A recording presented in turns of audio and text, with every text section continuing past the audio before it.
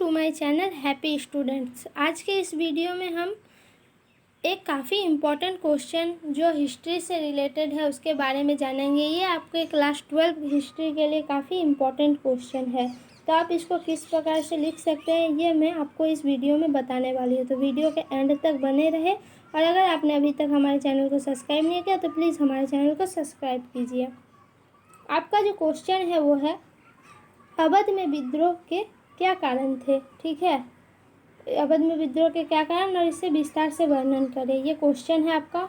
ये भी क्वेश्चन आ सकता है या फिर इसको घुमाकर ऐसे भी दे सकता है, अवध में विद्रोह इतना व्यापक क्यों था, किसान, तालुकदार और जमींदार इसमें क्यों शामिल हुए। ठीक है, इस प्रकार से इस क्वेश्चन को दो प्रकार से दिया जा सकता है, तो आप जैसा भी दे आपको किस प्रकार लिखना देखिए।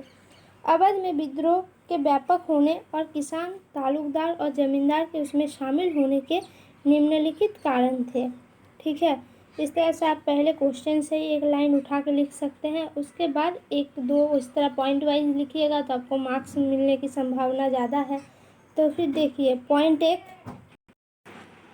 1856 ईस्वी में अवध को औपचारिक रूप से ब्रिटिश साम्राज्य का अंग घोषित कर दिया गया था। ठीक है, 1856 में अवध को क्या किया था, औपचारिक रूप से यानी कानूनी तौर पर ब्रिटिश साम्राज्य का अंग घोषित कर दिया गया था। अवध के विलय से अनेक क्षेत्रों और रियायतों में असंतोष छा गया। ठीक है, अवध का जो इस तरह से विलय किया गया ब्रिटिश साम्राज्य में, इससे बहुत सारे क्षेत्रों में और रियासतों में क्या हो गया, असंतोष छा गया राजाओं के बीच। नेक्स्ट इसका पॉइंट है, अवध के अधिग्रहण से नवाब की गद्दी समाप्ति के साथ तालुकदार भी तबाह हो गए। ठीक है, अवध का जो इस तरह से अधिग्रहण किया गया, इससे क्या हुआ, नवाब की गद्दी तो चली ही गई, साथ में तालुकदार भी क्या हुए, तबाह हो गए। उनकी सेना और संपत्ति दोनों खत्म हो गई। ठीक है, नवाब की सेना और संपत्ति दोनों अब ब्रिटिश के हाथों में चली गई। अंग्रेज़ों ने एक मुफ्त बंदोबस्त के अंतर्गत अनेक तालुकदारों की ज़मीन छीन ली गई। ठीक है, अंग्रेज़ों ने क्या किया, एक मुफ्त बंदोबस्त नामक एक नया बिल बनाया, जिससे क्या होता है, तालुकदारों की ज़मीन अंग्रेज छीन सकते थे। नेक्स्ट इसका जो पॉइंट है वो है, तालुकदारों से सत्ता हस्तांतरण का परिणाम किसानों की दृष्टि से बुरा हुआ। ठीक है, तालुकदारों से जो ज़मीन अंग्रेज़ों ने छीन ली, उसका परिणाम किसको भोगना पड़ा, किसानों को। हालांकि तालुकदार किसानों से खूब राजस्व और अन्य मदों से धन वसूल करते थे। तालुकदार भी अच्छे व्यक्ति नहीं थे, वे भी क्या करते थे, किसानों से राजस्व लेते थे और धन भी वसूल करते थे, परंतु किसानों के हितैषी भी थे। लेकिन कहीं कहीं पे तालुकदार क्या होता था, किसान का हितैषी होता था। वह ज़रूरत के समय में किसानों की सहायता भी करते थे, जब कभी ज़रूरत पड़ता था तो वो किसानों की क्या करते थे, सहायता भी करते थे। इसीलिए परंतु अब उनकी सारी आशाएं समाप्त हो गई। इसलिए क्या था, उन तालुकदार से किसानों को एक आशा थी, लेकिन अब तालुकदार ही समाप्त हो गए तो किसानों की आशाएं भी क्या हुई, समाप्त हो गई।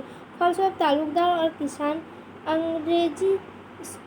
अंग्रेजी सरकार से क्रोधित हो गई और उन्होंने नवाब की पत्नी बेगम हजरत महल के नेतृत्व में विद्रोह करना प्रारंभ कर दिया। ठीक है, अब क्या हुआ, इससे तालुकदार और किसान दोनों क्या हुए, अंग्रेज पर क्रोधित हो गए और उन्होंने नवाब की पत्नी हजरत महल के नेतृत्व में विद्रोह प्रारंभ कर दिया।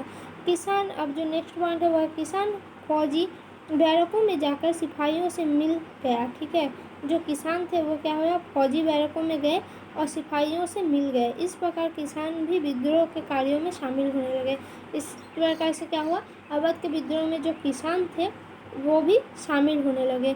तो ये था अवध विद्रोह का कारण, और ये इतना व्यापक क्यों रूप लिया उसका भी ये एक महत्वपूर्ण कारण है।